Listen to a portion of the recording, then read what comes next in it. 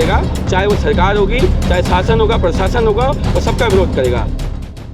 उत्तराखंड के DAV PG college में छात्र प्रदर्शन कर रहे हैं, लेकिन सवाल ये उठता है कि आखिर छात्र इतनी बड़ी संख्या में विरोध क्यों कर रहे हैं और किसका कर रहे हैं। जिन छात्रों को पढ़ाई करनी चाहिए थी वो प्रशासन के सामने डटकर खड़े हैं। दरअसल यूजीसी द्वारा कॉमन यूनिवर्सिटी एंट्रेंस टेस्ट यानी CEUT का नियम लाया गया, जिसके तहत एक टेस्ट की प्रक्रिया के बाद ही छात्रों को प्रवेश मिल सकेगा। लेकिन उत्तराखंड के छात्रों का कहना है कि उनको पहले इस टेस्ट के बारे में नहीं पता था। अचानक से इस टेस्ट को लागू किया गया, जिसका पूरे उत्तराखंड में छात्र विरोध कर रहे हैं। इस विरोध की शुरुआत उत्तराखंड के केंद्रीय विश्वविद्यालय हेमवती नंदन बहुगुणा से शुरू हुई, जो आज राजधानी लखनऊ में भी पहुंच गई। हमारी टीम ने इसके बारे में छात्रों से जानने की कोशिश की और छात्रों ने क्या कुछ बताया वो भी आपको सुनवाते हैं। जो मेन कैंपस वहाँ से विरोध शुरू हुआ है और ये देहरादून में पहुँच गया है, किस बात को लेकर के विरोध चल रहा है? देखिए यहाँ पे पूरे जितनी सेंट्रल यूनिवर्सिटी है, हेमवती नंदन बहुगुणा यूनिवर्सिटी, वहाँ पे एक पॉलिसी आई CUT एक ऐसी पॉलिसी थी जहाँ पे एक आपने पूरे सेंट्रल लेवल के जितने कॉलेज जुड़े हुए हैं वहाँ पे हमने एक टेस्ट शुरू किया। ठीक है, आपने टेस्ट किया, बहुत अच्छी चीज़ है, अच्छी पहल है, परंतु उत्तराखंड की भौगोलिक स्थिति ऐसी है कि वहाँ बच्चों को पता नहीं चल पाएगी है क्या ये। अभी भी वहाँ बच्चों को ये तक नहीं पता है कि CUT होते क्या है और क्या है, पेपर कैसे देना था, किस प्रकार से उनका पेपर होगा और किस प्रकार से एडमिशन लेंगे। बहुत से आज भी कॉलेज बच्चे भटक रहे हैं कि भैया हमारा एडमिशन कैसे होगा। उनको यही पता नहीं था कि उनके स्कूल में सूचना का इतना अभाव था, वो ये नहीं पता कर पाए कि उनका CUT में फॉर्म कैसे भरेंगे, कैसे उनका एडमिशन होगा, किस प्रकार से वो पेपर देंगे। विरोध इस बात को लेकर के हो रहा है क्योंकि लोगों को जागरूक नहीं थे, जो स्टूडेंट थे उनको पता नहीं था कि एक्चुअल में CUT है क्या। कॉलेज प्रशासन ने नहीं बताया, लोगों ने नहीं बताया। क्यों विरोध CUT का हो रहा है? देखिए, आपको हमें पहले ये पता करना पड़ेगा कि CUT चीज़ क्या है। हमारे जो उत्तराखंड जो एक भौगोलिक जो हमारा एक पहाड़ी क्षेत्र है, इसमें जो हमने देखा अनेकों बच्चे ऐसे हैं जिनको CUT के बारे में ज्ञात ही नहीं है ना। पहाड़ में आपने देखा कि स्कूल हैं, तो स्कूल एक प्राथमिक शिक्षा प्राप्त करने के लिए बच्चे को 20-20, 30-30 किलोमीटर का सफ़र तय करना पड़ता है। तो आपको क्या लगता है कि जो बच्चा 10-10, 20-20 किलोमीटर सिर्फ शिक्षा पाने के लिए जाता है, क्या उसको इतना ज्ञात होगा कि CUT कब आएगा, CUT के फॉर्म कब आएंगे और CUT का पेपर कैसे दिया जाएगा। कंप्यूटर की रोड हमारे पहाड़ों में अब गई हैं, तो आपको क्या लगता है कि विद्यालयों में कंप्यूटर गया जो वो बच्चा समझ पाएगा कि CUT का फॉर्म भरना है, कैसे बनना है, इसका पेपर कैसे देना है।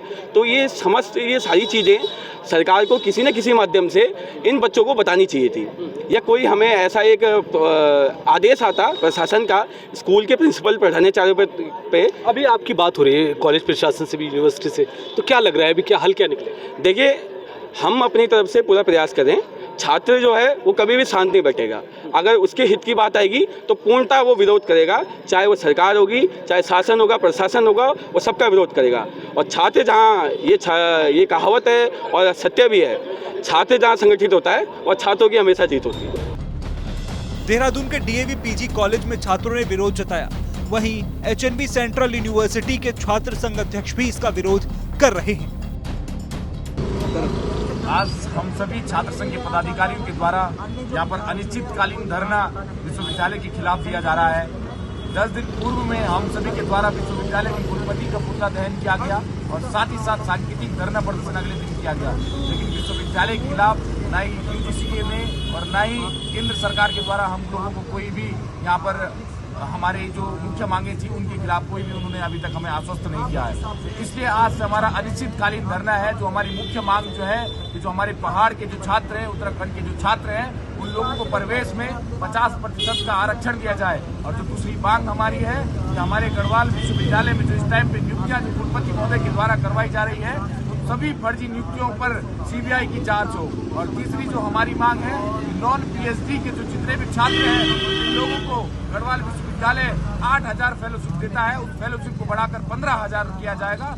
और चौथी जो हमारी मांग है कि जो रिक्त सीटें रहती है इस टाइम पे, उन पर बिना CUT के आधार पर पूरे प्रदेश भर में जो एफिलिएटेड कॉलेज जितने भी हैं और साथ में सेंट्रल यूनिवर्सिटी के जितने हमारे कैंपस है, उन सभी में बिना CUT के आधार पर सभी को एडमिशन दिया जाए, मेरिट के आधार पर एडमिशन दिया जाए। तो ये हमारी मुख्य मांगे हैं। और इन्हीं मुख्य मांगों को जब तक हमारी पूरी मांगे नहीं हो जाती है, इन मांगों को लेकर हम तब तक यहाँ पर धरने स्थल पर बैठे रहेंगे जब तक हमारी पूरी मांगे नहीं हो जाती है। और अगर हमारी मांगों पर कोई कार्रवाई नहीं होती है और हमारी मांगे नहीं सुनी जाती है तो हम मीडिया के माध्यम से उन सभी लोगों तक एक चेतावनी दे देना चाहते हैं कि अगर हम सभी लोगों की नहीं हुई तो छात्र उग्र होगा। और इस उग्र आंदोलन पे अगर किसी भी छात्र को या छात्र संघ के किसी भी पदाधिकारी को यहाँ पर अगर किसी तरह की भी अनहोनी होती है तो इस सारी की सारी जिम्मेदारी विश्वविद्यालय प्रशासन की रहेगी।